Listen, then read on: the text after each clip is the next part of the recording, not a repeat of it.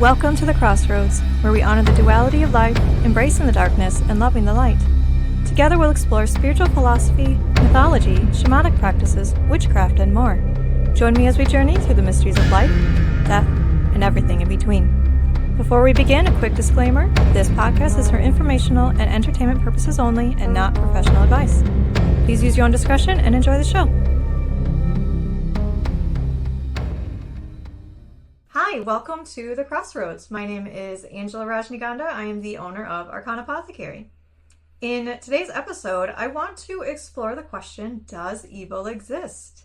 The idea of evil has been woven through every culture, every religion, every myth about demons, devils, curses, and darkness.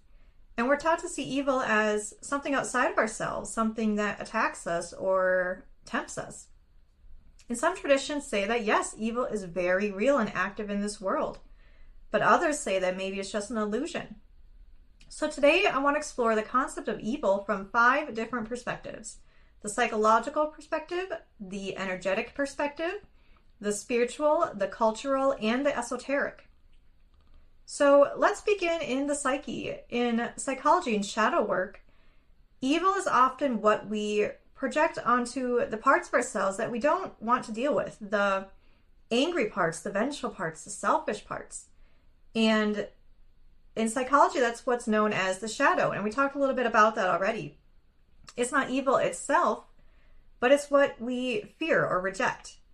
And when we don't deal with it consciously, it kind of takes over our being. Carl Jung said that the shadow is unconscious. It acts out because it's repressed. But evil is conscious. Evil is the choice to do harm. It's knowing that your actions will cause suffering and doing it anyway. So in that sense, maybe not everything that we call evil actually is. Some of it's maybe just pain, fear, repressed emotions. And some of it is cruelty that knows exactly what it's doing. So, from that perspective, evil is simply harm and wrongdoings that we choose to do. Now, from an energetic perspective, evil can feel like a distortion or a disruption of energy. Maybe a distorted frequency, or maybe a vibration that's rooted in fear or hatred, domination, or chaos. Or it can sometimes also just be a disconnection, apathy, and emptiness. Some describe evil as entropy, not really a demonic force, but a natural breakdown in order of love or of meaning. So in this sense, could evil just be the absence of love, the absence of compassion or of empathy? In the same way that darkness really isn't a thing on its own. You can't inject darkness into a room. You can only turn out the light. So perhaps you can't really inject evil into something or someone or upon someone. You can only remove or dampen the love, the compassion, the empathy. And now looking at it from a spiritual perspective, in dualistic traditions like Christianity, evil is often seen as the opposite of good. The devil, the opposite of God, light and dark are kind of locked in this eternal war. But in non-dual traditions like Taoism, all things, creation and destruction, love and cruelty, are from source. Nothing is separate. Nothing is outside of the divine. So, if source or God created everything, does that include evil? Does that include the devil, pain, hell? And if God created evil or the devil, then is it really evil at all? Or is it too of the light and possibly serves some kind of purpose or a greater good? And now culturally, the definition of evil is kind of all over the map, because what might be considered evil in one culture, in another culture is kind of a sacred right. So it just brings in the idea of what if evil is relative. And that's not to say that everything is relative, but it does mean that our judgment of evil is often shaped by conditioning. Hannah Arendt, I think that's how you say it, coined the phrase the banality of evil.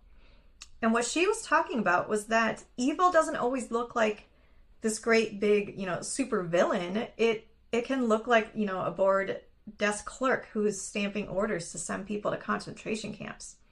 It can look like a parent following very strict kind of toxic religious doctrine, or it can kind of just look like a quiet compliance. No joy in hurting, no deliberate harm. It's just a disconnection, a blind obedience. And this is a very terrifying form of evil because no one really questions it, because they just think that they're doing their job. They're just going along.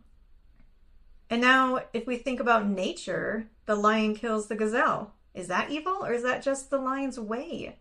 Are parasites evil, or is feeding off others just their way of life? Demons and negative entities, is this the same thing? Is it simply their way? Are they just trying to survive just like we are? These animals or beings, I don't think likely think to themselves, yeah, I'm going to be so evil, so horrible, killing this gazelle, feasting off this person.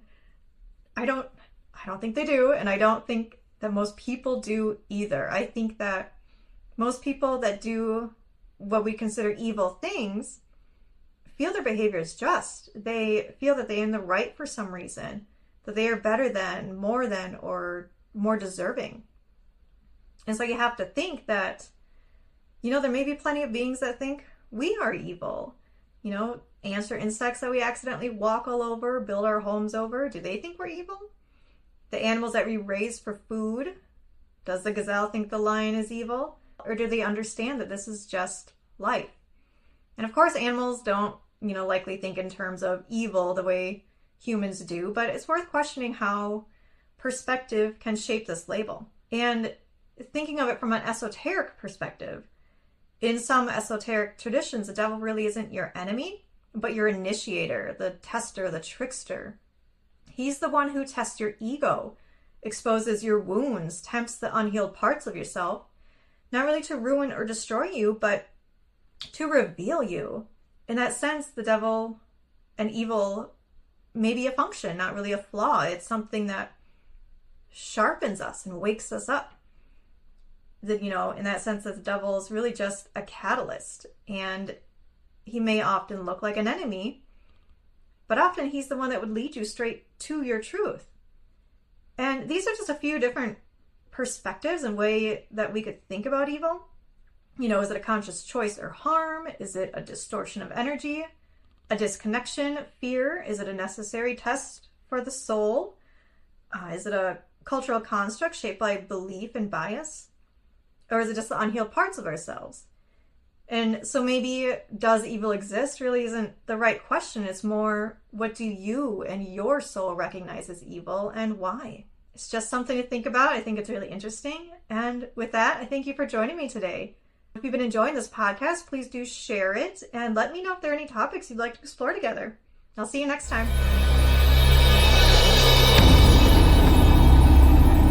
Thank you for joining me at The Crossroads, which is brought to you by Arcana Apothecary. Visit me at arcanaapothecary.com and connect on Facebook, Instagram, and TikTok. Don't forget to like, share, and subscribe so we can continue this journey together. Remember, there's a time for love and light, and there's a time for raising hell. Until next time, I'll meet you at The Crossroads.